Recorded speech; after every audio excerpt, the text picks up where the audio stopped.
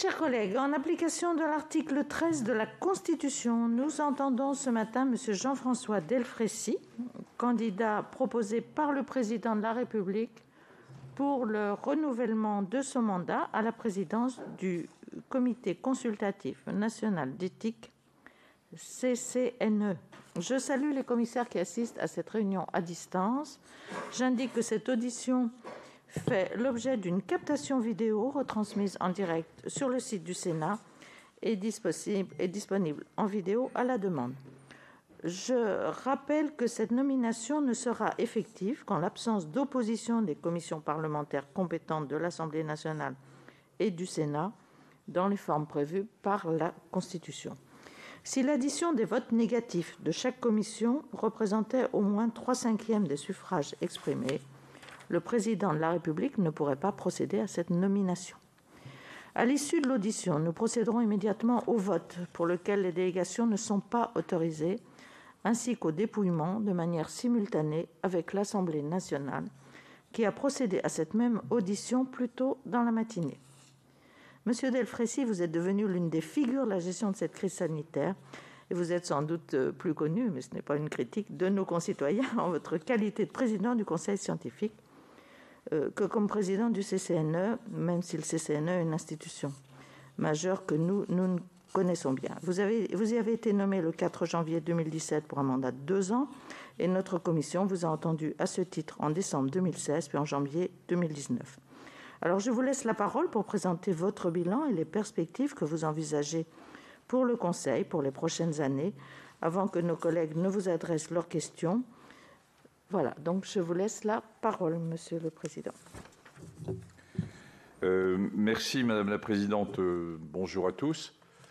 Tout d'abord, rapidement, me présenter. Donc, Jean-François Delfraissy, je suis professeur émérite de médecine, je suis spécialiste en immunologie et dans les maladies émergentes. J'ai beaucoup travaillé dans le domaine du VIH-Sida, mais pas que. Je suis un médecin engagé et un médecin de terrain. J'ai d'ailleurs toujours une consultation à l'hôpital Bicêtre, qui est mon ancien hôpital. J'ai contribué, je pense, à 3 points majeurs dans ma carrière médicale, qui est quasiment résoudre le problème de la transmission du VIH de la mère à l'enfant, en traitant les mamans par des antirétrovirus.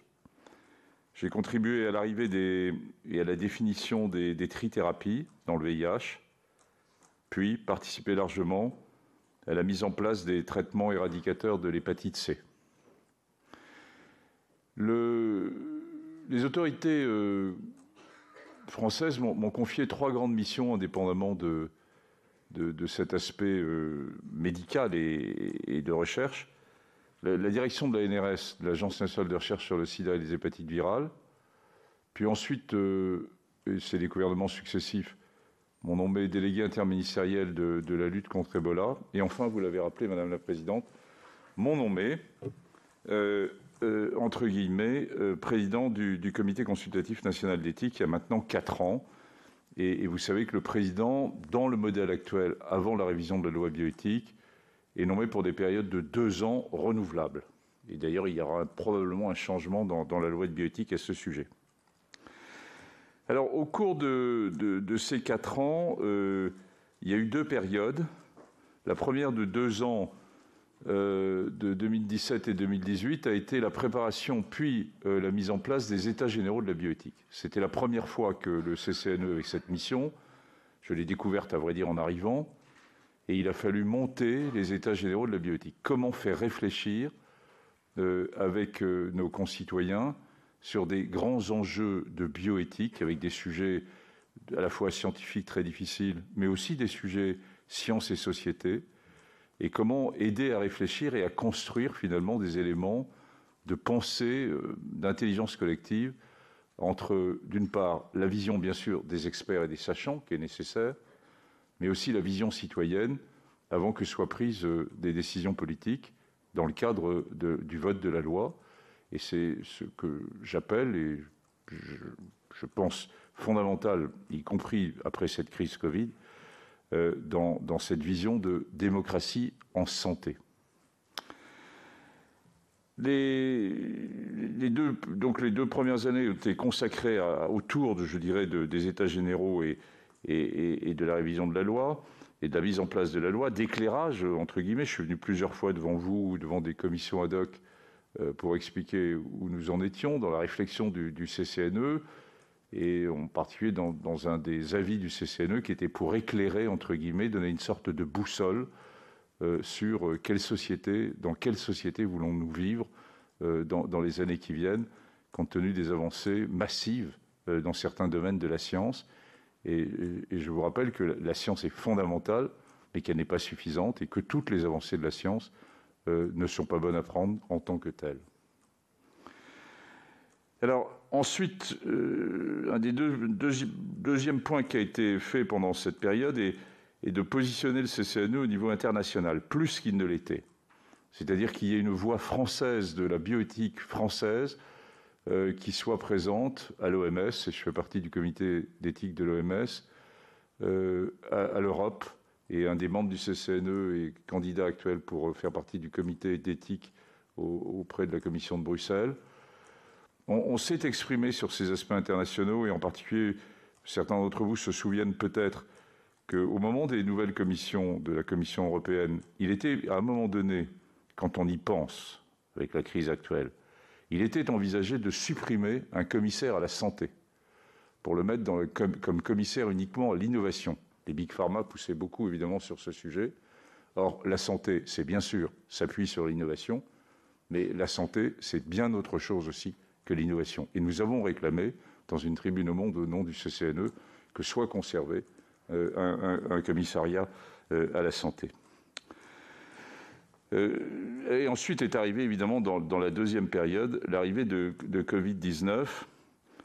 Le CCNE avait un peu anticipé, pas beaucoup, disons-le, mais quand même, et a sorti son premier avis autour de Covid-19 le 13 mars 2020, un vendredi 13 mars, c'est-à-dire juste dans la période intermédiaire, qui était la première réflexion sur les enjeux éthiques que pouvait poser cette grande crise sanitaire que nous ne voyions pas tout à fait à l'époque à la dimension qu'elle a pu prendre par la suite. Et à ce moment-là, je me suis mis en débord de la présidence du CCNE parce que le même jour, j'ai été nommé président du Conseil scientifique Covid. Et nous reviendrons sur ce problème de dualité entre la présidence du CCNE et la présidence du Conseil scientifique Covid. Alors, durant cette période, le CCNE a émis, je dirais cette période au sens large du terme, quelques avis majeurs que je voudrais juste rappeler, enfin que j'estime en tout cas majeurs, sur biodiversité et santé, santé des migrants et exigences éthiques, enjeux éthiques du vieillissement, qui reposait déjà la question « est-ce que le modèle EHPAD à la française est-il le seul modèle qu'on doit donner et qu'on doit investir pour nos concitoyens et nos plus anciens ?»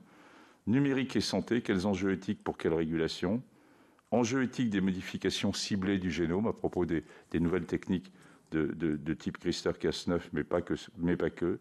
L'adoption, accroître la transparence des procédures. Et enfin, de façon plus récente, en novembre 2020, l'accès aux innovations thérapeutiques, les enjeux éthiques.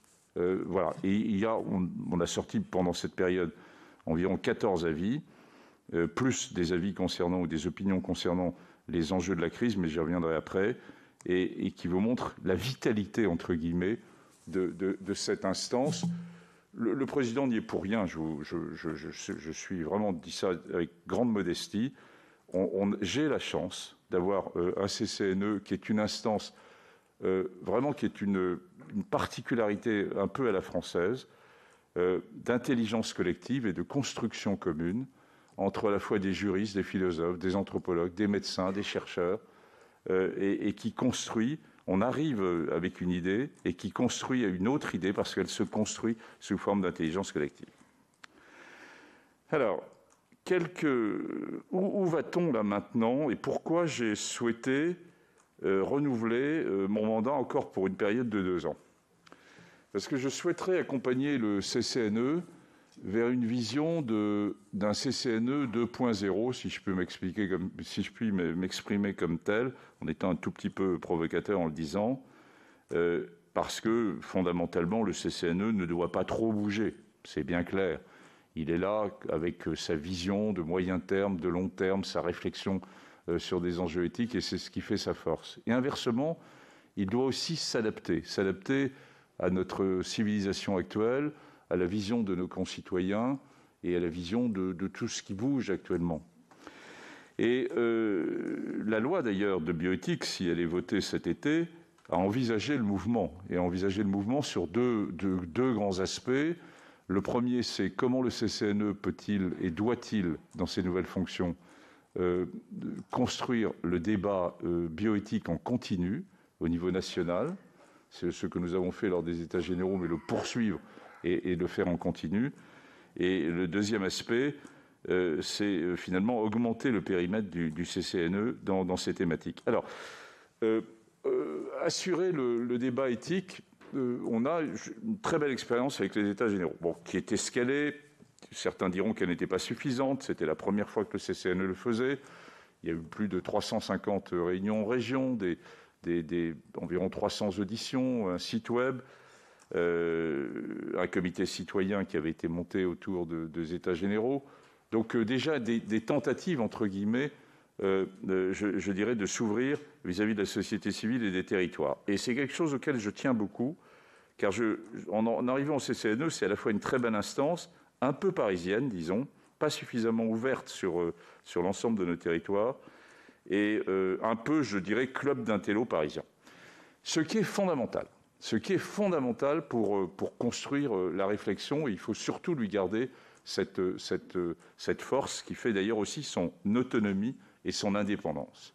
Mais il est aussi important de commencer à construire aussi quelque chose d'un peu plus commun, d'un peu plus fluide avec la société civile sur de grandes questions auxquelles soit elle s'intéresse, soit elle ne s'intéresse pas, mais elle s'intéresse souvent, et comme vous le savez mieux que moi, les Français sont beaucoup plus intelligents qu'on ne le pense, y compris sur des sujets difficiles, et peuvent parfaitement s'adapter à des grandes questions qui les regardent, où la santé interpelle la vie et le type de vie qu'ils vont avoir, et ils en ont pleinement conscience.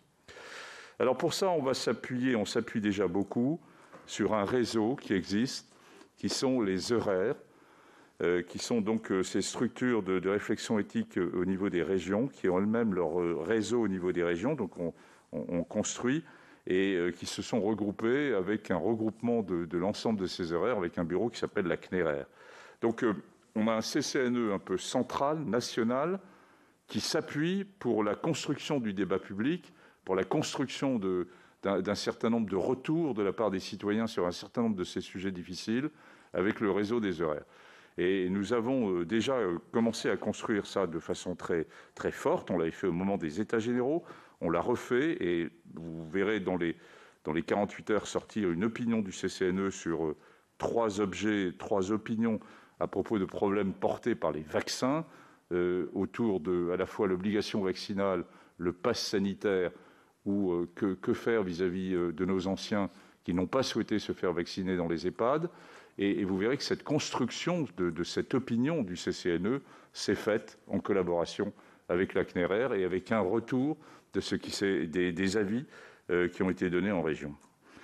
Ça rejoint la vision que vous comprenez, j'ai depuis longtemps, parce que je l'ai construite dans ma carrière médicale, qui est cette vision que la santé doit s'inscrire dans un schéma de démocratie en santé, que les médecins, nous ne sommes qu'un des éléments, que le citoyen, bien sûr, a son mot à dire sur, finalement, à la fois, souvent sur sa propre maladie, et on l'oublie, mais aussi sur la construction même de la vision de la santé qu'on veut bien lui donner.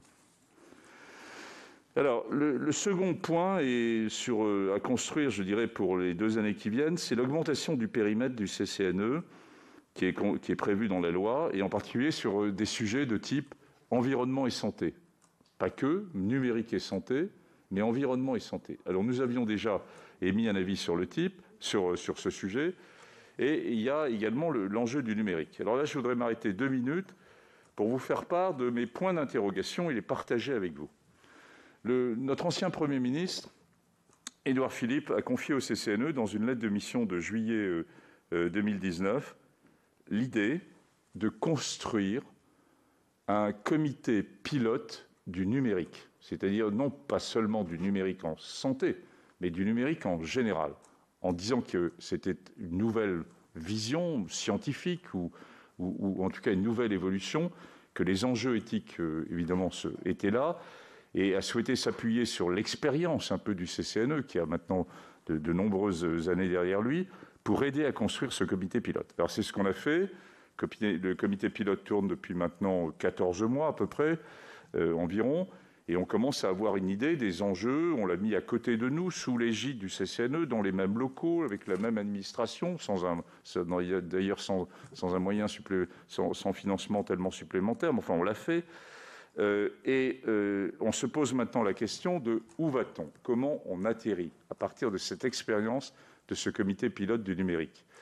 Et en gros, il y a deux grandes solutions qui ne sont pas tranchées, que moi-même je n'ai pas tranchées, que le CCNE lui-même n'a pas tranchées, qui sont: est-ce qu'on fait un comité d'éthique du numérique à côté, indépendant du CCNE standard, si je peux dire, qui a son avantage, et on pourrait partager les mêmes bâtiments, une série de choses ensemble, etc., enfin, coordonner tout ça, et avoir même une série de réunions communes, ou bien est-ce qu'on va plus loin et on construit finalement une sorte de comité d'éthique un peu national, avec des piliers verticaux, dans lequel on aurait le numérique, évidemment le CCNE biologie et santé, et puis pourquoi pas, pour la suite, quelque chose autour des enjeux éthiques de l'environnement, et pourquoi pas d'autres grands sujets qui pourraient arriver. Eh bien, je vais vous dire très franchement, c'est une des raisons pour lesquelles j'ai souhaité rester, pour finir de construire cette vision. Et la proposer, bien sûr, je pense qu'il faudra passer par une loi, compte tenu du niveau auquel avait été créé le CCNE. Je n'ai pas d'opinion tranchée à ce jour. Je vois bien l'avantage de deux structures. On n'aime pas multiplier les structures, ce n'est pas l'ambiance de multiplier les structures. D'avoir une grande structure avec des piliers verticaux et sur le papier quelque chose qui se présente bien. Et inversement, c'est au nom de quoi une très grosse structure qui serait le comité d'éthique nationale, qui pourrait quitter son caractère un peu artisanal que nous sommes, aller vers une structure un peu de type plutôt agence. Est-ce que c'est vraiment ça qu'on souhaite ?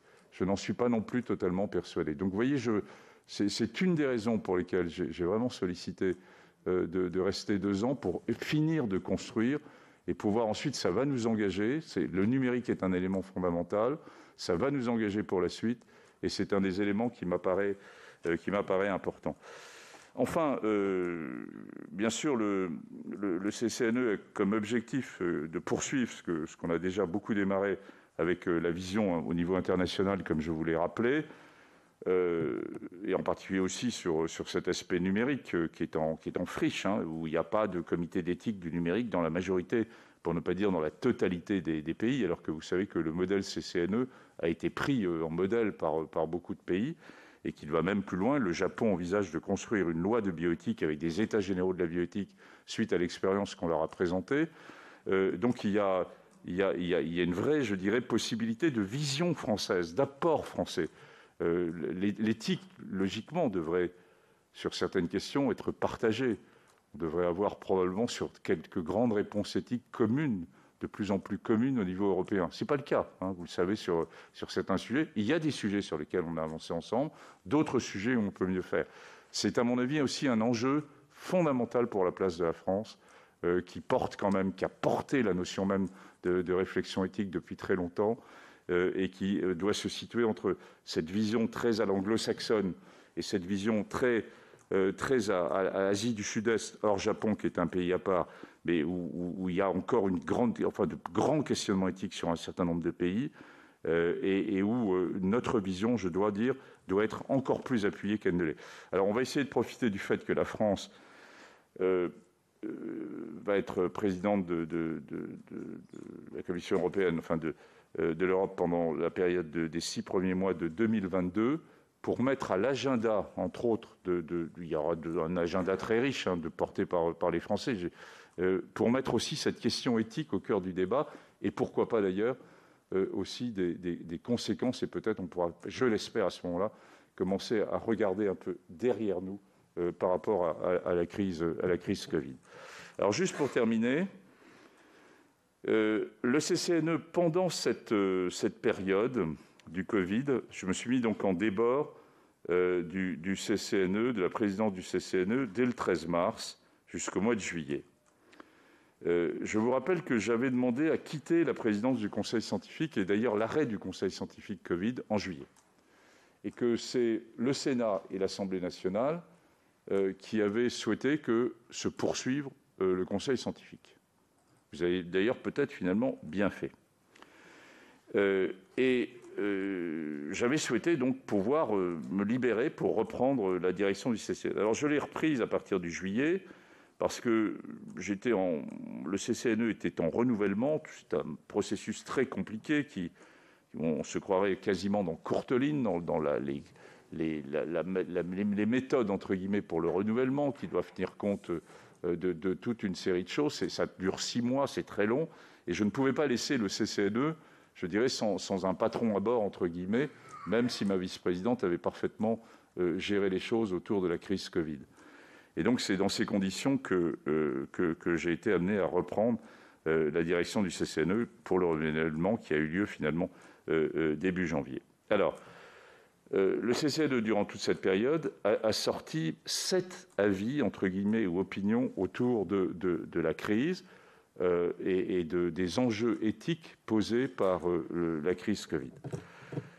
J'imagine, mais je ne vais pas en parler maintenant et je répondrai à vos questions, qu'une des questions que vous allez me poser, c'est évidemment comment j'envisage à la fois de continuer à présider le Conseil scientifique et puis de présider le CCNE. Et comment est-ce possible? Est-ce que l'indépendance est possible? Eh bien, écoutez, si vous me posez la question, je tenterai de vous répondre. Donc, on a le droit d'avoir un tout petit peu d'humour dans cette période difficile. Il nous en faut tous, hein, voilà, un peu. Et moi le premier, bien sûr. Non, je voudrais juste donc répéter que le CCNE est une très belle instance, très très belle instance. Peut-être encore un peu méconnue. J'ai essayé de la mettre plus en avant qu'elle n'était durant ces 3 ou 4 dernières années, mais peut mieux faire. Et c'est ce à quoi je souhaite m'attacher si vous me renouvelez. Il y a cet aspect, je vous l'ai dit, autour du numérique, qui est un point important de construction, de vision qu'on doit avoir au niveau français autour de ça. La position de la France au niveau international, qui est fondamentale, que nous puissions nous exprimer sur un certain nombre de ces sujets. Nous sommes on est un des peuples de la démocratie et les enjeux démocratiques de l'éthique sont un point tout à fait essentiel. Dans cet esprit, un groupe de travail au sein du CCNE vient d'être monté, et sous ma demande, autour de enjeux éthiques de la santé publique. Tirer les leçons éventuellement de la crise. Vous savez que la crise est un système de tension terrible entre nous tous, entre intergénérationnel, que ça rejoint finalement ce qu'est l'éthique, qui est quand on pose une question, qu'on écoute et qu'on voit les tensions, qui n'est pas forcément la réponse à la question, mais qui est posée sur la table, entre guillemets, les enjeux et les tensions qui peuvent se poser. Et c'est rejoindre finalement dans cette question autour des enjeux éthiques de la santé publique, la construction qu'on souhaite avoir et qu'on souhaite proposer, entre guillemets. Je vous rappelle que nous ne sommes qu'une instance purement consultative, comme le Conseil scientifique d'ailleurs, sur les années qui viennent. Je vous remercie. Merci beaucoup. Donc, nous avons plusieurs commissaires qui souhaitent intervenir. Et je passerai tout d'abord la parole à Corinne Imbert, qui représente le Sénat au sein du CCNE, désigné par le président Larcher. Voilà. Merci Madame la Présidente, merci Monsieur le Président pour cette présentation. J'aurais voulu d'abord vous remercier de l'accueil que vous m'aviez réservé quand je suis arrivée au CCNE et dire toute la qualité, effectivement, je me mets de côté, bien sûr, mais la qualité des membres du CCNE et de leur réflexion souvent très, très pertinente, très aboutie, qui conduit à l'élaboration des avis. J'aurais voulu aborder 2 sujets avec vous. Tout d'abord, la fin de vie, qui n'a pas figuré dans le projet de loi bioéthique, selon les recommandations et l'avis du CCNE, qui proposait de ne pas modifier justement les équilibres de la loi Claes-Leonetti de 2016, et qui pour autant revient en débat au Parlement à travers des propositions de loi. Quelle analyse faites-vous des enjeux de ce débat, et quelle est votre approche, en tout cas votre analyse d'une culture palliative certainement pas assez développée dans notre pays? Et puis, alors, un deuxième sujet que vous avez aussi évoqué, qui sont les enjeux éthiques de la vaccination contre la Covid-19, donc qui est un sujet, là aussi, d'actualité, mais en assistant à quelques séances plénières du CCNE, je sais l'état de réflexion et de l'avancement de la réflexion du CCNE, vous l'avez vous-même évoqué tout à l'heure. Est-ce que vous pouvez nous lâcher en avant-première quelle vision du CCNE sur l'obligation vaccinale et le pass sanitaire? Je vous remercie. Très bien. Nous allons prendre plusieurs commissaires. Xavier Iacovelli, qui est en visio.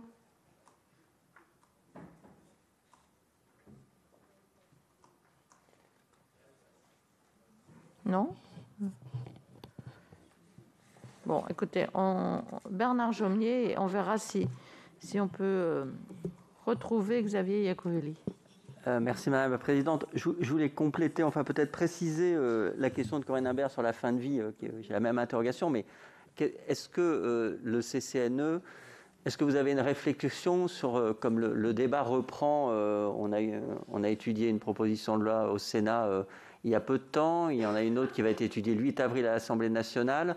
Comment le CCNE estimerait la reprise de la réflexion sur ce sujet? Ma deuxième question porte surtout sur la révision des lois de bioéthique. Donc, vous avez rappelé le processus que le CCNE a mené d'états généraux. Et pourtant, il y a quand même... c'était un processus tout à fait utile, intéressant et novateur. Et pourtant, les thèmes qui avaient été proposés par le CCNE n'ont pas tous été retenus, au fond, dans le projet de loi. Et alors, vous avez cité le thème environnement et santé. Et c'est quand même marquant de voir que le CCNE a tiré l'attention sur l'importance de ce thème 1 an avant que n'éclate la crise sanitaire et que ne réémerge ou ne soit reformulé le concept d'une santé, de One Health en anglais. Qu'est-ce qui, à votre avis, serait à améliorer pour que la phase préparatoire à la loi de bioéthique, à la révision des lois de bioéthique, nous permette collectivement de mieux identifier les éléments essentiels à traiter et de mieux générer aussi, parce qu'il me semble que ça devrait être le sens d'une construction des lois de bioéthique, c'est d'essayer autant que faire se peut de construire des consensus sur les questions qui sont posées à notre société. Très bien. Xavier Iacovelli, vous souhaitez que je fasse une pause dans les questions? Merci Présidente. Bonjour Professeur.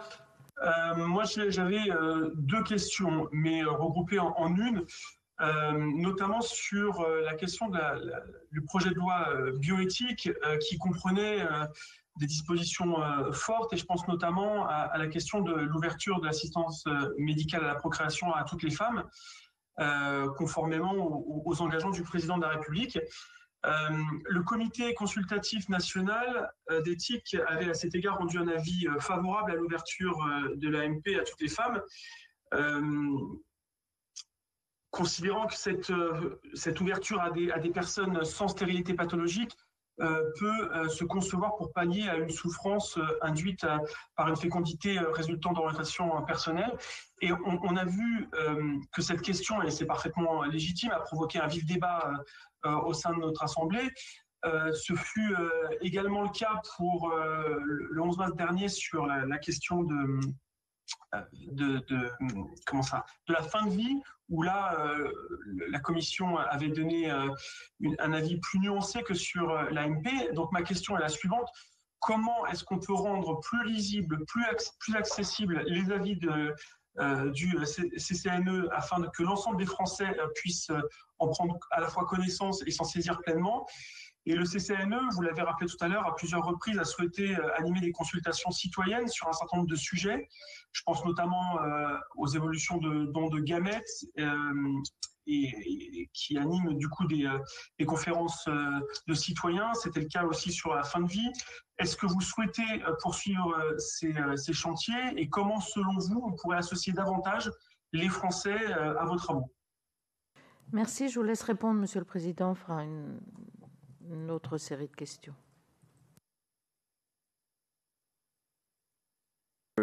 Sur la fin de vie, peut-être, cette question était revenue.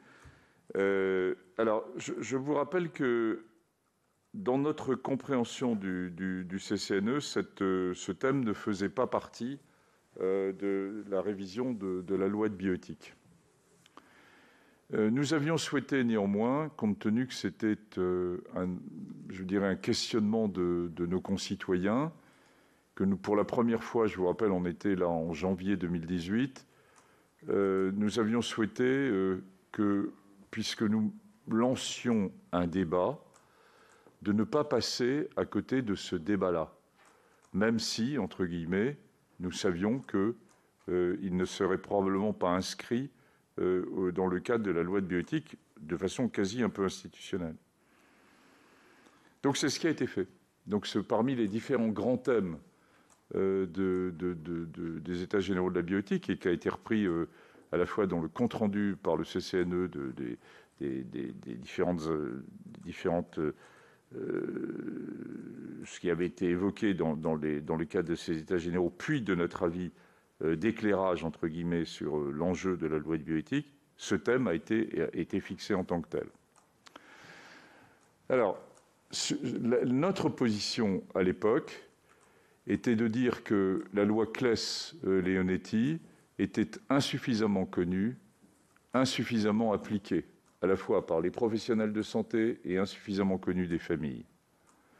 Et qu'il était urgent de mettre en place la réalité et le caractère un peu opérationnel de ce qui était contenu dans cette loi. Donc, qui était finalement un constat d'une situation en France qui est un peu différente de celle dans d'autres pays, vous le savez aussi bien que moi, avec une loi Claes-Leonetti qui est assez solide, entre guillemets, mais qui n'était ni connue ni appliquée.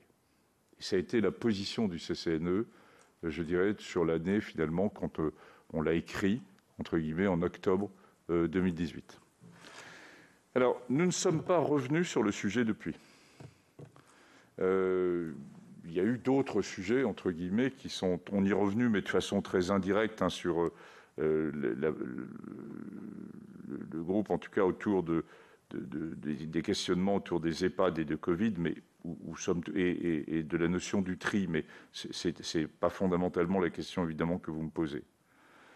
Donc, j'ai bien perçu que cette question restait prégnante et que, probablement, il fallait, malgré les difficultés, que l'on y retourne. Donc, nous sommes en train, et la décision sera prise probablement dans les jours qui viennent, de constituer un nouveau groupe de travail sur le sujet, de façon à prendre un peu de temps. C'est-à-dire, le CCNE ne répondra pas à la question de tel projet de loi là, à court terme ou pas. Ce n'est pas l'objet. Vous savez qu'on s'inscrit plutôt dans une vision de réflexion un peu de moyen et de long terme, et que c'est probablement plus notre fonction que d'être dans l'opérationnel, même si on y rentrait un tout petit peu sur certaines questions autour de la crise sanitaire. Et donc ce groupe devrait pouvoir repartir, je dirais, à partir, mettons, du mois d'avril, avec une réflexion qui va s'inscrire sur plusieurs mois. Sur les enjeux de la vaccination, oui, le CCNE a souhaité s'emparer de 3 sujets, hein. Moi étant en débord d'ailleurs, sinon pour informer où on en était, donner de l'information, etc., mais pas de rentrer sur le fond de la réponse, autour de 3 questions très actuelles autour de vaccins. Une fois de plus, rappelons que le CCNE est là pour, à partir de données scientifiques ou de données opérationnelles qui sont apportées par les différents comités vaccins, etc., qui existent. Il n'est pas là pour dire ce qu'il faut faire. Il est là pour poser certaines questions éthiques sur certains sujets. Et il a décidé d'aborder 3 points. Le premier, dans les EHPAD, alors même qu'on a 85%, voire même peut-être un peu plus dans certains EHPAD, de sujets vaccinés, que les règles d'assouplissement, qui ne relèvent pas du tout du CCNE, mais de mesures réglementaires données par les ministères, sont en train de se mettre en place avec une certaine forme d'hétérogénéité selon les régions, selon les directeurs d'EHPAD, selon les cultures. Et on a souhaité aborder la question de quel degré de liberté pouvait être mis en place dans les EHPAD en fonction si on était vacciné ou si on n'était pas vacciné. Ce qui pose évidemment le droit individuel pour un certain nombre de résidents d'EHPAD, 10-12% à peu près, de ne pas avoir reçu un vaccin, soit parce qu'ils l'ont décidé eux-mêmes, soit parce que leur famille, dans des circonstances où leur état psychique ne permet pas vraiment de décider, eh bien de prendre ces décisions. Il y a donc une réflexion sur ce sujet. La deuxième réflexion, elle porte sur vaccination et soignants. C'est un sujet difficile en ce moment, vous le savez, qui est que globalement, on a 50% des soignants que 50% des soignants qui sont vaccinés contre le Covid, mais avec de grandes disparités selon les corps professionnels, environ 70% pour les médecins et environ 30-35%, 45% pour les infirmières et 30% plutôt pour les aides-soignantes ou par exemple les personnels médico-sociaux en EHPAD. Et les choses changent parce que qu'est-ce qu'on a proposé aux soignants comme type de vaccin ? Est-ce qu'ils ont eu un accès véritable au vaccin ? Donc avant de parler d'obligation, regardons les faits et regardons ce qui a pu être proposé. Je ne rentrerai pas dans le détail puisque c'est une opinion qui doit sortir dans les 48 heures, mais je vais tenter quand même de vous répondre. L'idée générale est de ne pas rentrer dans une stratégie d'obligation des soignants, de leur rappeler par contre les aspects de déontologie professionnelle sur lesquels ils doivent s'appuyer et qui font la beauté de leur métier, mais dont doit arriver progressivement, par imbibition entre guillemets, à avoir une couverture vaccinale beaucoup plus importante chez les soignants. C'est d'ailleurs ce qui est doucement en train de se faire à partir du moment où on va pouvoir leur proposer en particulier des vaccins mRNA. Et enfin, le dernier point, qui est un début d'ébauche de réflexion, est sur le pass sanitaire, où on discute d'abord des mots, de la nosologie, entre guillemets, entre le passeport sanitaire qui est au niveau européen, mais passeport, ça veut dire passer la frontière, c'est probablement pas le bon mot, le certificat de vaccination, ou bien le pass sanitaire. Alors, 2 choses. Il est urgent de réfléchir, il est urgent de ne pas prendre de décision. Je vous rappelle que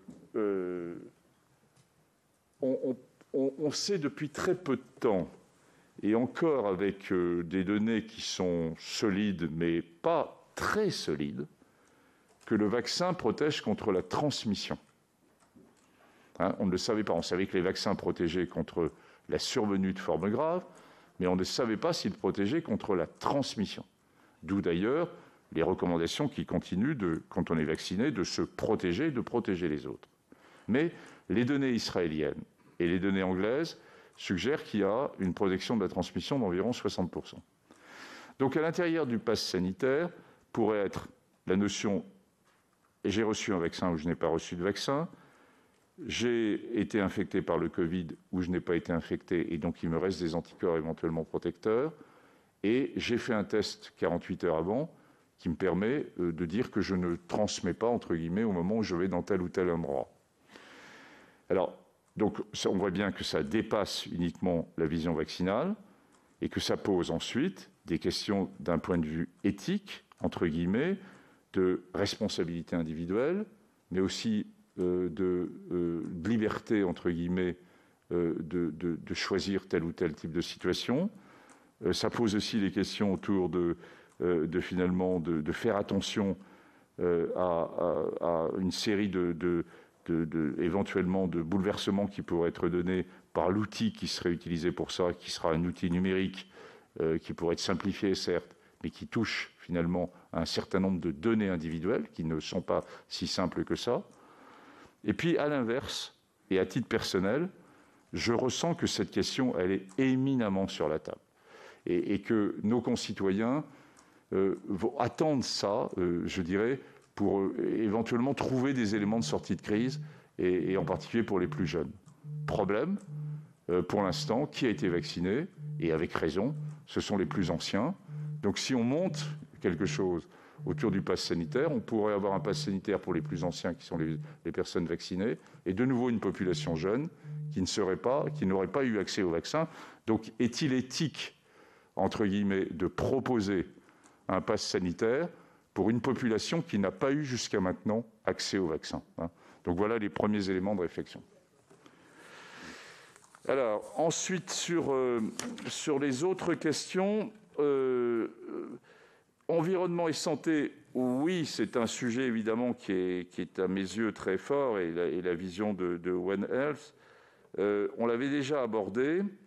Là, la loi va nous permettre, entre guillemets, quand elle sera votée, d'être dans le champ de santé et environnement. On a d'ailleurs fait rentrer 2 membres parmi les nouveaux membres du CCNE qui sont sur ce sujet. Et c'est un des points que je souhaiterais aborder dans le cadre européen dont je vous parlais tout à l'heure et de la présidence de la France pour le premier semestre 2022, en partenariat avec les Allemands, les Autrichiens, les Belges, qu'on aborde sur ce sujet comme élément de partage commun, qui est peut-être plus facile à aborder que d'aller sur les sujets de fin de vie ou de génomique en commun, puisque l'Europe de l'éthique n'est pas encore totalement présente. Il faut qu'on y aille, il faut aller vers, hein. Mais il reste des enjeux culturels qui sont différents. Le projet de loi de bioéthique et l'ouverture sur éthique et citoyen, et comment finalement faire que le CCNE, qui est une sorte de club de réflexion d'intellectuels, hein, voyons les choses en face, un peu parisien, comment doit-il s'ouvrir? Comment on doit ouvrir les fenêtres?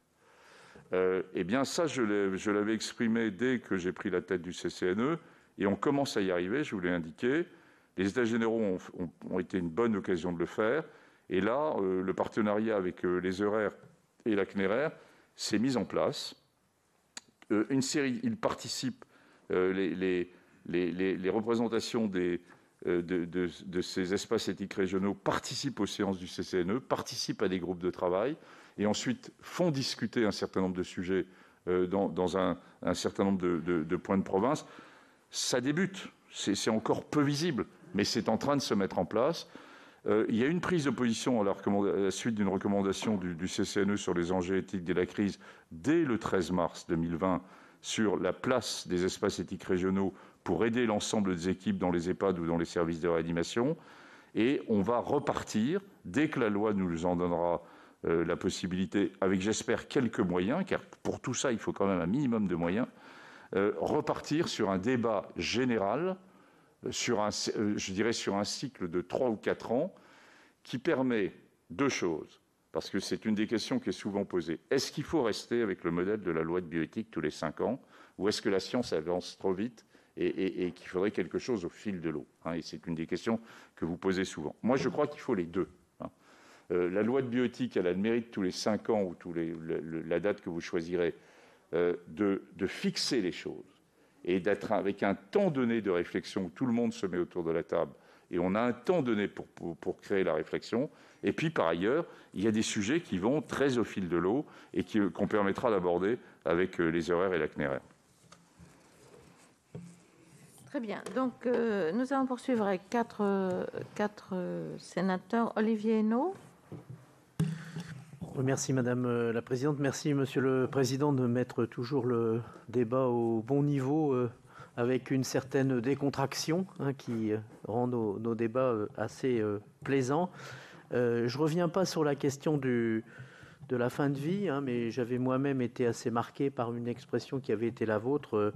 On vieillit mal dans notre pays, on vieillit mal en France, et donc bien évidemment, cette question reste posée. Le deuxième enjeu, et au fond ça pose aussi la question de la gouvernance, vous aviez exprimé avec gravité les questions à venir que posait la rencontre du numérique et des biotechnologies.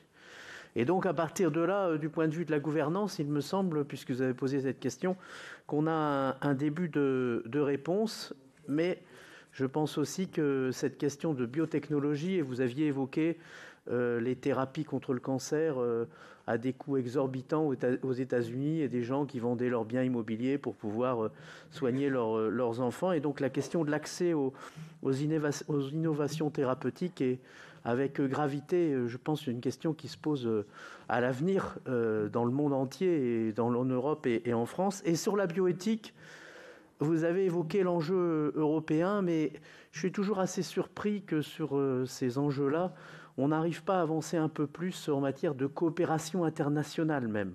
Européen bien sûr, mais de coopération internationale. Je vous remercie. Merci. Michèle Meunier. Merci Madame la Présidente. Monsieur le Président Delfraissy, vous êtes complet dans vos réponses et c'est vrai qu'il y a peu d'espace après pour en poser d'autres, puisque vous avez déjà largement abordé les questions. Moi, je partage votre humour, Monsieur Delfraissy, et il doit sûrement en falloir en ce moment pour vous. Et ce que je souhaite, c'est que le président du Conseil consultatif national d'éthique ait peut-être plus de considération, enfin en tout cas soit mieux traité parfois que le président du conseil scientifique. Et voilà, on espère que la bientraitance, la non-malfaisance et l'autonomie soient respectées voilà, de la part de notre gouvernement. Ceci dit, peut-être que donc, mes collègues ont posé les questions sur les fondamentaux du Conseil d'éthique, que sont ces sujets autour de la PMA, de l'IVG, les délais. Vous avez donné l'avis sur la fin de vie. Vous avez vu aussi que les parlementaires se saisissaient à nouveau de ce sujet. Je vais peut-être vous amener encore plus que ne l'a fait notre collègue Iacovelli sur la question de démocratie sanitaire. Bien sûr, les espaces régionaux d'éthique. Bien sûr, l'attention que vous ne cessez de mettre, mais comment est-ce qu'on pourrait aller plus loin, peut-être dans la composition du CCNE lui-même, pour que ce soit moins ce club que vous qualifiez de réflexion d'intello parisien. Alors, comme j'ai été, je ne me reconnais pas ni en parisienne, ni en intello, voilà, ni en spécialiste. Je ne suis pas... voilà, mais j'ai été très heureuse d'être membre de ce comité d'éthique et de constater que les quelques apports que je pouvais faire étaient de l'ensemble des collègues qui disaient plutôt bien perçus et surtout souhaitaient être modélisés ou en tout cas dupliqués. Donc voilà, sur cet aspect de démocratie sanitaire, Monsieur le Président, est-ce que vous avez des propositions concrètes à faire pour augmenter encore ce périmètre ? Merci. Deux questions, Philippe Mouillet puis Alain Milon, et on laissera le professeur. Merci Madame la Présidente. Monsieur le Président, moi j'ai deux questions, une plutôt d'organisation et l'autre de communication. Vous avez évoqué votre vision de la façon dont vous imaginez l'évolution du comité avec notamment l'introduction du numérique et de la santé environnement, avec la mise en place des travail par silo. Moi, ma question, c'est est-ce que vous pensez pas qu'à travers cette nouvelle organisation, c'est aussi un peu plus de lourdeur dans les travaux et donc de lisibilité dans les travaux? Voilà, c'est une question plutôt d'organisation par rapport à ces thématiques qui sont essentielles, qui sont en tout cas à traiter. Ça, c'est le premier point. Et le deuxième point, mais qui est très lié finalement, c'est le débat de la communication. Parce que on est souvent amené à avoir vos avis. Alors nous, les parlementaires, je pense que les professionnels le sont. D'une façon plus générale, ça s'arrête souvent là. Alors que, inversement, en tant que président du conseil scientifique, vous êtes extrêmement médiatique. Et la question que je me pose, c'est que finalement, comment imaginer une stratégie de communication du conseil au regard de ces éléments-là, parce que je pense que c'est fondamental, notamment lorsqu'on doit prendre des positions, que ce soit du point de vue scientifique ou politique, sur des sujets tels que la fin de vie, par exemple. C'est important de pouvoir avoir un vrai support de communication sur les avis que vous portez. Voilà. Donc comment vous arrivez à faire ce discernement entre ces deux fonctions aujourd'hui? Alain Milon. Oui, merci Madame la Présidente. Monsieur le Professeur, je vais avoir volontairement des propos excessifs pour montrer combien il faudra mener une réflexion la plus poussée possible dans le cadre de la création d'un Conseil national d'éthique. Nous vivons actuellement une crise extrêmement grave qui est la crise de la Covid, et la plupart de nos concitoyens constatent qu'il y a une véritable dictature des médias, avec dans cette dictature des médias l'arrivée d'une génération spontanée de scientifiques de tous bords. La création d'un comité national d'éthique que vous avez évoqué ne risque-t-il pas d'entraîner une dictature de l'éthique qui musellerait complètement le politique? Voilà. 4 questions, Monsieur le Président. Et ensuite, il y aura encore une dernière salve. Non, mais merci, parce que c'est des très belles questions, puis je veux dire, qui nous élèvent tous. Hein, merci. Sur la dernière que je reprends, finalement, quelle structure? Je partage votre questionnement, vous le sentez bien. Je me dis à la fois que le Comité national d'éthique il a été créé, vous le savez, sous François Mitterrand. Il a changé, il a eu des présidents divers et variés, pas tellement d'ailleurs. Hein. Il a gardé finalement une vision, et quand on relit un certain nombre d'avis d'il y a 7 à 8 ans, il y a bien sûr des choses qui se sont modifiées, mais il y a aussi des constructions de pensée qui demeurent. Et puis inversement, le monde autour de nous est en train de changer. Et une structure doit à la fois garder sa base, garder ses éléments fondamentaux, et si elle ne change pas, si elle ne se modifie pas, une structure ne va plus. Hein, c'est un constat, c'est pas vrai que pour la bioéthique. Alors, j'entends parfois de dire la bioéthique, elle est fixée dans le marbre, et la bioéthique d'il y a 50 ans était la même que maintenant. La réponse est, à mes yeux, non. Non. Parce que la science, il y a 50 ans, n'apportait pas un certain nombre de questionnements qui sont apportés maintenant, même si certains fondamentaux de la réflexion de ce qu'est l'homme et de ce qu'il veut faire ensuite de son destin restent évidemment des questions fondamentales et restent totalement vraies. Donc, sur le numérique, sur des aspects de santé et environnement, et on pourrait imaginer aussi d'autres points, enfin sur le vision très globale de One Health, finalement, que faire? Vous avez senti mon hésitation, et c'est l'hésitation également. Le président du CCNE n'est rien. Ce qui fait la force du CCNE, c'est ses membres. C'est la discussion, c'est l'exercice d'intelligence collective qui se monte de la part de 39 hommes et femmes qui sont d'horizons différents, qui font ça gratuitement d'ailleurs, et qui construisent, qui passent beaucoup de temps, qui écrivent eux-mêmes, pour une bonne partie, les avis qui sortent, avec les limites de ça d'ailleurs. Et donc, sur cette vision, le CCNE lui-même hésitant.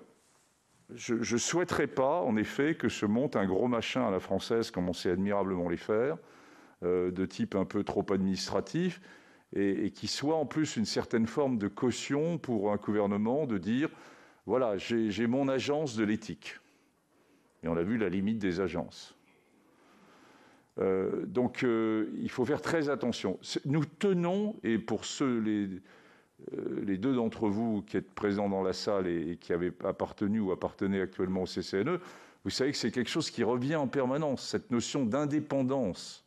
Hein, nous sommes force de proposition, mais nous ne, d'ailleurs comme le conseil scientifique, hein, nous ne décidons rien du tout. Hein, on est une instance qui... Mais justement, c'est ça qui fait sa force, quand on peut faire une série de propositions et s'autosaisir.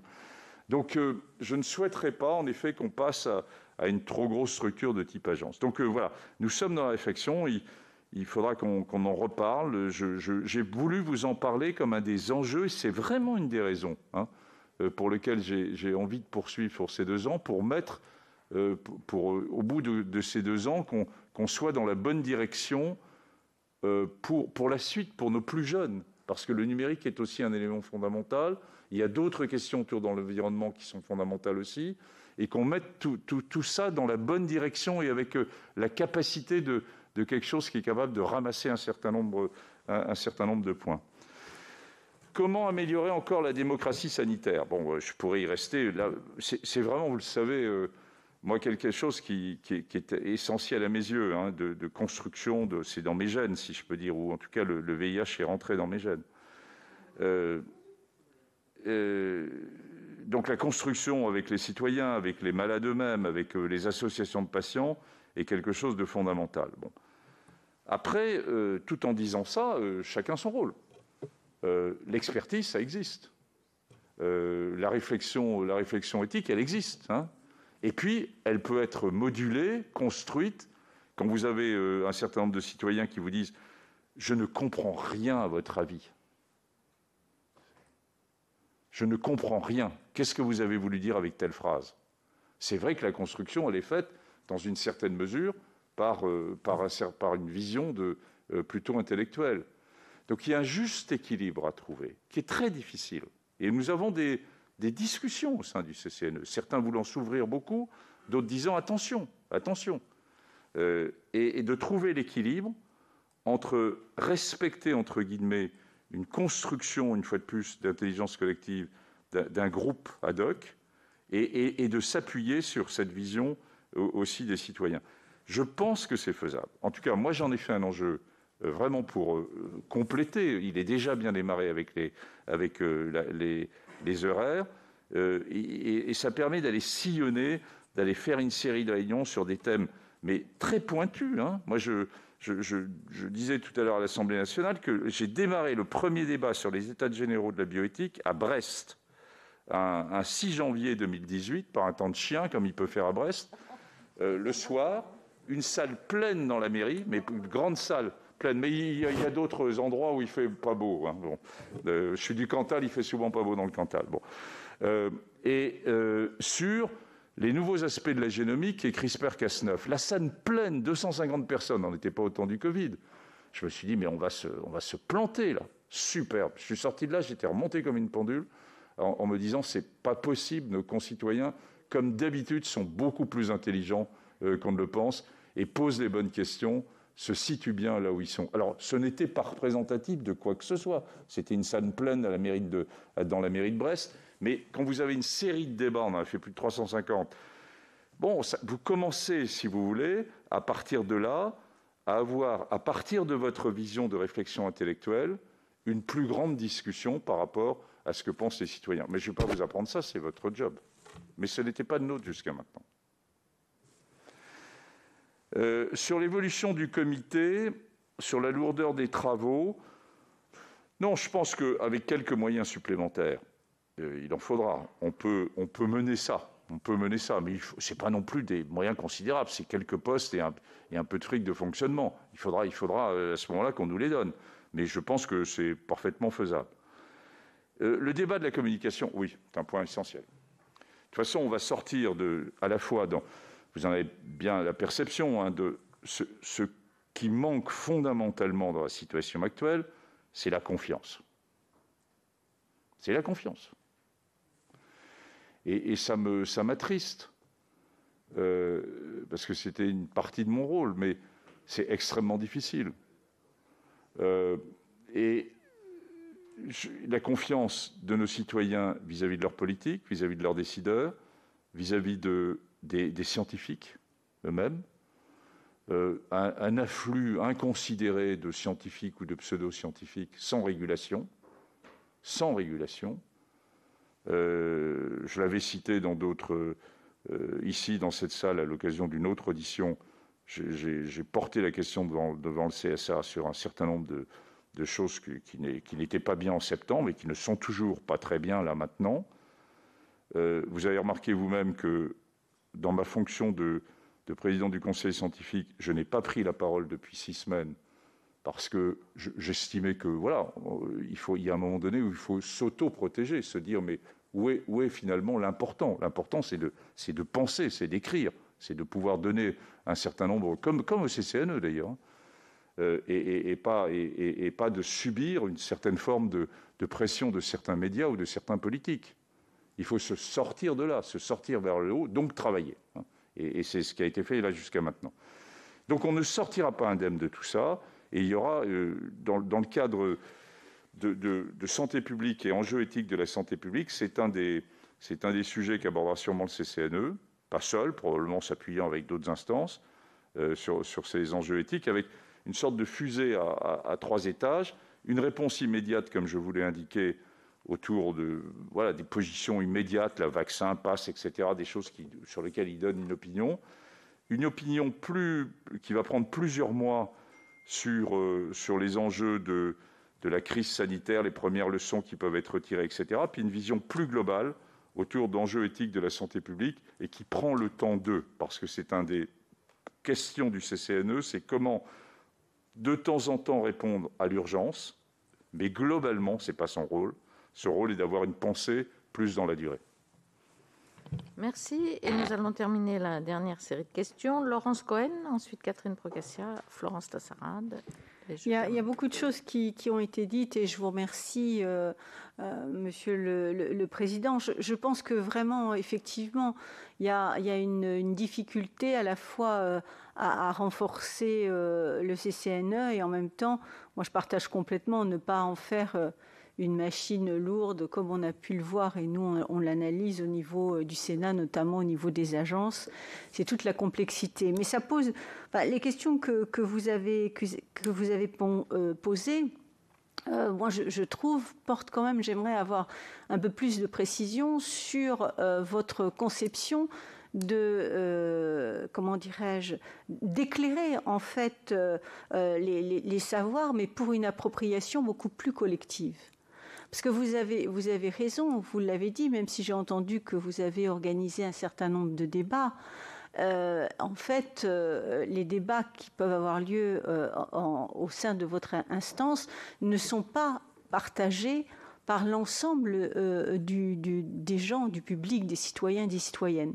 Et quelles initiatives donc on peut prendre? Et ça répond pour une toute petite part à la réflexion de notre collègue Alain Milon, en voyant qu'aujourd'hui, effectivement, et notamment par les médias, nous sommes abreuvés d'expertise de faux experts ou de ceux qui se bombardent comme étant des experts. Mais il y a besoin, à un moment donné, d'avoir une parole qui est une parole qui a été élaborée en commun par un groupe d'intellectuels, de scientifiques, et qui partagent. Et dans la façon dont vous abordez les choses, c'est d'autant plus important qu'on est en plein au cœur du respect de la dignité humaine. Du respect du devoir de solidarité, de justice. Et donc, à partir de là, il est, pour moi, absolument indispensable de voir comment est-ce que ça peut être partagé par le plus grand nombre. Donc, quelles initiatives peuvent être prises sur cette question-là. De même, vous avez appelé de vos voeux, dès le début de votre propos, votre souci d'avoir une place, un rayonnement, je ne sais pas comment l'exprimer, mais dans un partage au niveau international. Et d'ailleurs, vous faites partie du comité éthique de l'OMS, que je trouve être tout à fait positif. Comment est-ce que vous envisagez les choses? Et puis, c'est vrai que moi, personnellement, je fais partie des sénateurs et des sénatrices qui avons été très dubitatifs devant le fait que nous ayons vu la PMA qui s'est retrouvée dans les lois de bioéthique, alors que nous aurions préféré qu'elles ne s'y trouvent pas. Donc comment est-ce que vous envisagez cet élément?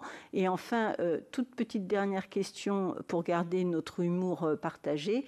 Effectivement, est-ce que vous pouvez nous en dire plus sur la dualité de vos deux fonctions? Je vous remercie. Catherine Procaccia.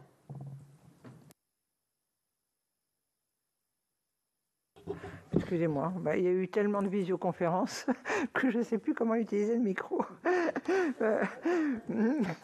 Monsieur le Président, vous avez donc évoqué la composition du CCNE. J'aimerais savoir, puisque les 38 autres personnes qui en font partie sont nommées, si vous pourriez souhaiter que l'évolution de la composition du CCNE change ou intègre un certain nombre de personnes qui n'en font pas partie actuellement. Une deuxième question. Vous avez rendu récemment un rapport sur l'accès aux médicaments innovants. Moi, je voudrais vous poser la question de l'accès aux médicaments anciens. C'est un peu d'actualité parce que simplement ce matin, j'ai présenté une note de l'OPEX sur la phagothérapie. Et on a bien vu quels étaient les problèmes d'accès à des médicaments, à des soins qui ne sont plus homologués maintenant. Et la troisième question, alors mes questions sont toutes azimuts, je voudrais vous parler des Français de l'étranger. Dans un premier temps, récemment, le gouvernement avait décidé que les Français qui vivaient hors d'Europe n'avaient pas le droit de venir en France, alors que les Français qui vivaient en Europe ou les Européens qui pouvaient venir en France, chacun sous présentation d'un test PCR. Or, les Français, sous prétexte qu'ils étaient hors Europe, n'avaient plus le droit d'accéder. Le Conseil d'État a annulé la semaine dernière cette disposition, mais je voudrais savoir si, en termes d'éthique, ça pourrait faire partie de vos réflexions et des réflexions concernant le traitement égalitaire des Français, puisqu'en plus, un bon nombre d'entre eux ne peuvent sans doute pas bien se faire soigner dans les pays dans lesquels ils habitent. Merci. Très bien. Florence Lassarade. Oui, merci Madame la Présidente, Monsieur le Président. Toutes les questions ayant été posées, moi j'en ai une qui n'a rien à voir avec le sujet. Pour quelles raisons, fin janvier, lorsque vous préconisiez un confinement strict pendant les vacances de printemps, vous n'avez pas été écouté? Bien. Et avant de vous laisser la parole, moi j'avais prévu trois questions qui n'ont pas été posées par mes collègues, donc je me permets de les poser très rapidement. La première, c'est comment vous avez évoqué un peu en effet la place de la France en matière d'éthique, mais comment vous situez la réflexion française en termes de comparaison internationale? Et on a vu notamment ce prix Nobel attribué à une chercheuse française, prix Nobel de chimie sur le génome humain, mais qui a dû aller poursuivre ses recherches et faire toutes ses recherches à l'étranger et qui n'avait pas suscité en France vraiment de réflexion structurée. Ça, c'est le premier point.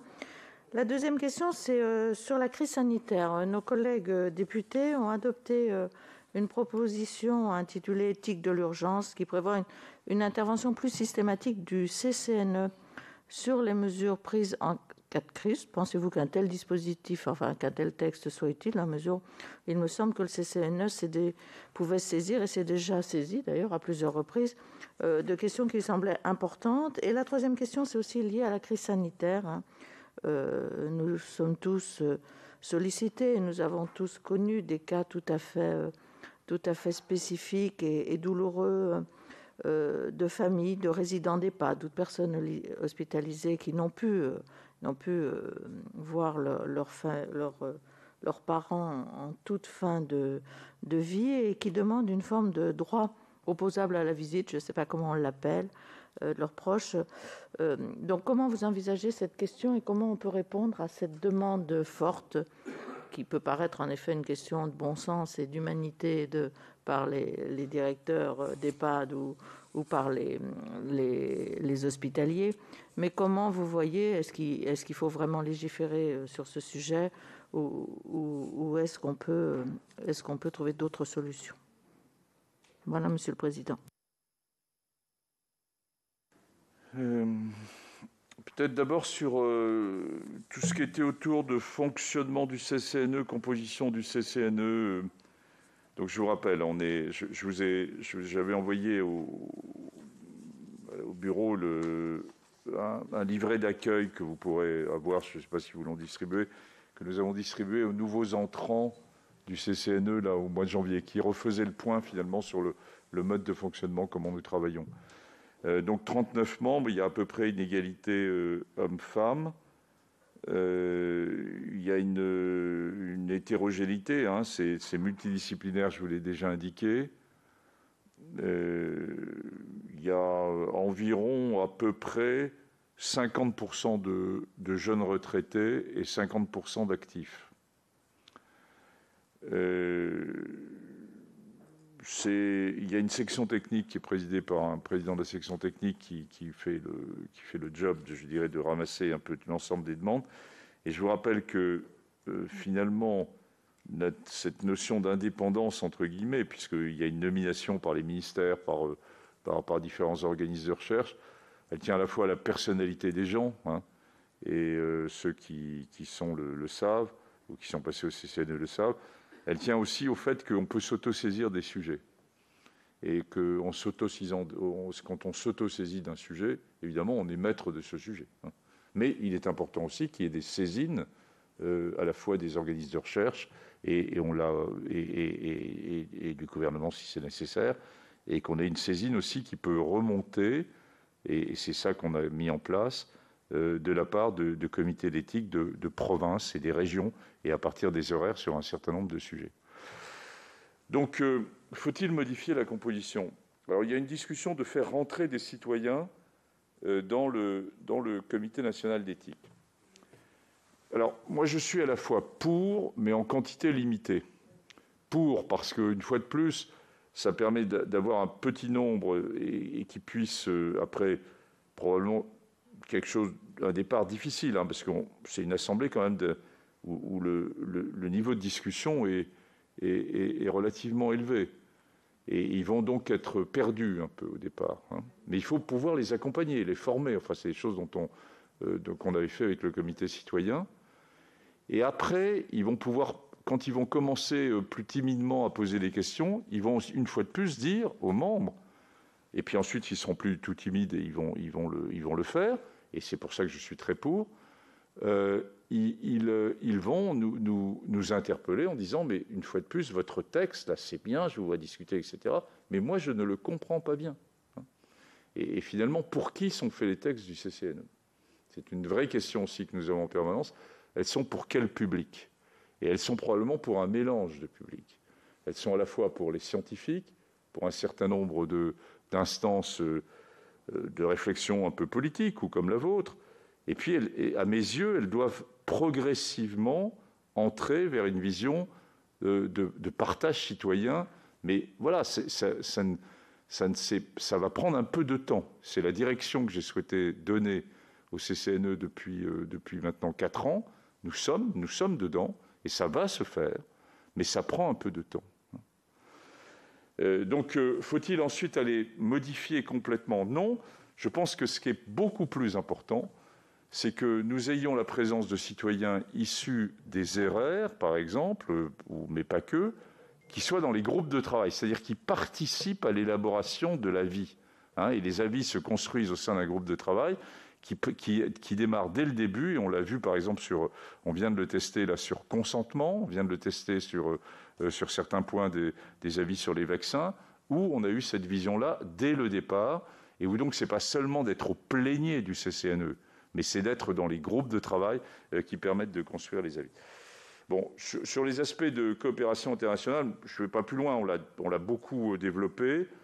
On a un membre du CCNE qui va être nommé au comité d'éthique de la Commission européenne. Je pense qu'on devrait avoir quelqu'un aussi de nommé sur le comité d'éthique de l'ONU. Enfin, là, c'est un aspect que je connais assez bien international. On pousse vraiment cette vision française pour être présent. Et là, je le vois bien sur un certain nombre de sujets.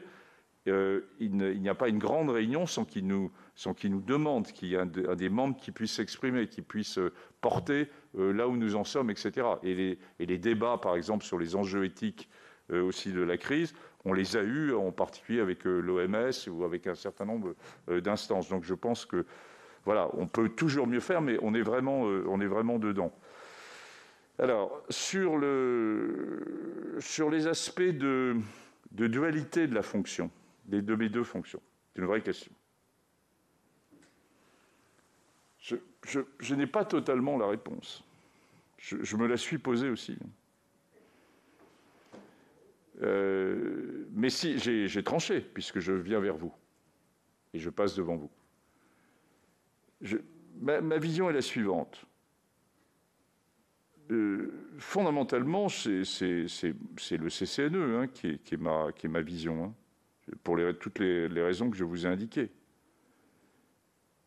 En tant que président du conseil scientifique, j'avais demandé une fois de plus à ce que ce conseil s'arrête au mois de juillet. Vous l'avez prolongé. On est dans une situation qui est encore très difficile. Pour quelques semaines, 2-3 mois, en attendant que la vaccination arrive en masse, mais ce n'est pas avant l'été, vous le savez. On aura probablement atteint 30 millions de vaccinés à la fin juin. D'ici là, voilà, quand le conseil scientifique anticipe, entre guillemets, en disant voilà le risque, voilà le scénario qui risque de se produire, et c'est ce que nous avions dit en janvier, c'est ce qu'on a redit récemment, on n'est pas des devins, on n'est pas on est des gens tout à fait normaux. C'est plutôt qu'il y a des modèles qui permettent de construire, à partir de ce qu'on sait sur le virus et en particulier l'arrivée des variants, qui permettent de se faire une idée. Bon. Après, et c'est peut-être aussi une bonne chose, que finalement le président du comité d'éthique soit aussi présent, il y a d'autres enjeux que sanitaires purs et durs. Il y a des enjeux sociétaux, il y a des enjeux économiques qui ne relèvent pas de nous, mais qui sont quand même très prégnants. Il y a les conséquences pour la jeunesse qui sont fondamentales, et où cette vision, je dirais, un peu humaniste et de responsabilité de l'autre qu'apporte le comité d'éthique est probablement aussi quelque chose d'important. Alors, on ne quitte pas un navire qui ne va pas bien. Ce n'est pas dans mon éthique personnelle. Ce n'est pas dans mon éthique personnelle. Alors, nul n'est irremplaçable. On peut me remplacer. Mais on ne quitte pas un navire qui ne va pas bien, surtout quand on se dit qu'il y a un enjeu de court, moyen terme, mais pas de long terme. Je reste positif sur la sortie de crise à l'automne 2021 à cause des vaccins. On peut certes avoir un Xème variant, mais même, on aura les stratégies avec les nouveaux vaccins qui arriveront. Donc, il y a cet enjeu de quelques mois sur lequel il faut les passer, et tout en respectant un certain nombre de valeurs qui sont nos valeurs autour de nos concitoyens. Donc voilà, j'ai beaucoup hésité. Et par ailleurs, vous avez compris pourquoi je souhaitais rester au sein du CCNE pour porter cette vision pour les 2 ans. Donc je vous réponds très simplement, on ne quitte pas un navire quand les choses ne vont pas bien. Sur les autres aspects auxquels je n'ai pas répondu,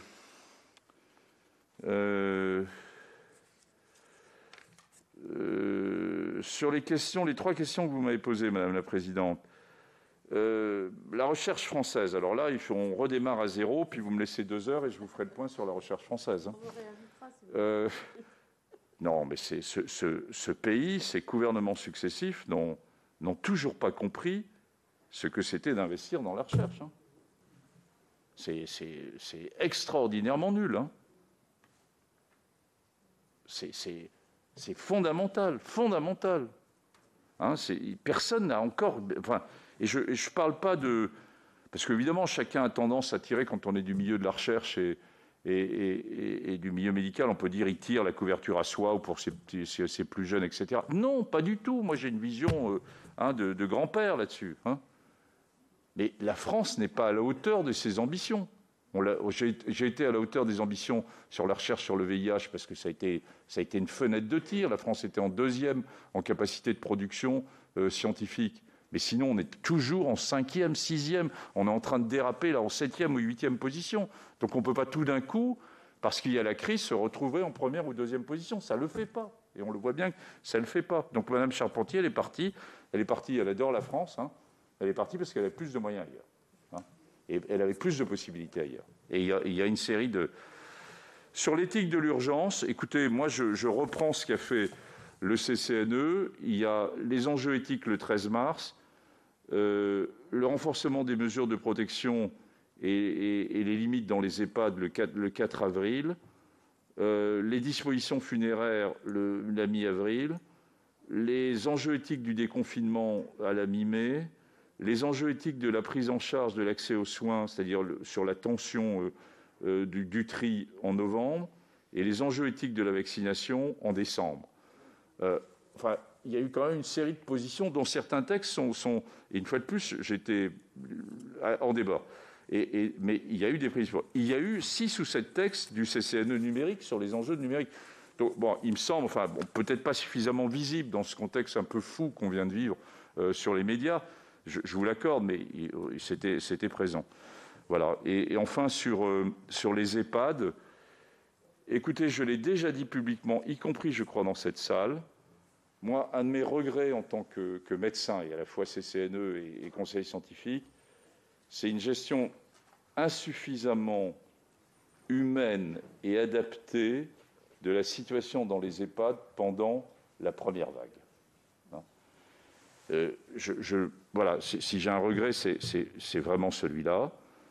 Après, voilà, les choses sont maintenant se sont beaucoup plus nuancées. Le vaccin, une fois de plus, on le voit, est efficace. Il a été largement priorisé pour cette population, qui ne change rien d'ailleurs au fait que cette population n'allait pas beaucoup dans les réanimations. Donc ça ne change pas fondamentalement la pression sur les réa. Mais au moins, on protège nos anciens et les plus anciens et on va pouvoir leur redonner une capacité de vie. Et donc, dans l'avis du CCNE qui sort dans 48 heures, on aborde ce problème entre vaccinés ou non vaccinés dans les EHPAD et on souligne l'importance des conseils aussi d'établissement dans les EHPAD pour que la décision ne soit pas uniquement celle d'un directeur, mais elle soit là aussi partagée. On est bien dans un enjeu de démocratie sanitaire. Écoutez... Ah oui, les médicaments anciens, la phagothérapie. Alors oui, c'est vrai, nous avons... Excusez-moi, j'avais oublié. Dans notre avis, nous sommes attachés à l'innovation. Bon, votre question est pleinement justifiée. Pourquoi innovation ? Parce que derrière l'innovation, il y a le coût de l'innovation et l'accès à l'innovation. Et c'est la raison pour laquelle on est parti là-dessus. C'est vrai que sur l'exemple que vous donnez, en particulier autour de la phagothérapie, il y a d'autres exemples aussi qui montrent qu'un certain nombre de médicaments peuvent parfois, pas tous, être recyclés pour d'autres fonctions. Et nous ne l'avons pas du tout abordé dans cet avis. Écoutez, je vous remercie. Nous allons raccompagner Monsieur le Président Delfraissy, mais je vous demande de bien rester en place puisque nous allons procéder au vote conjointement avec l'Assemblée nationale. Et nous remercions encore le Président Delfraissy. Merci à tous et bonne journée. Merci.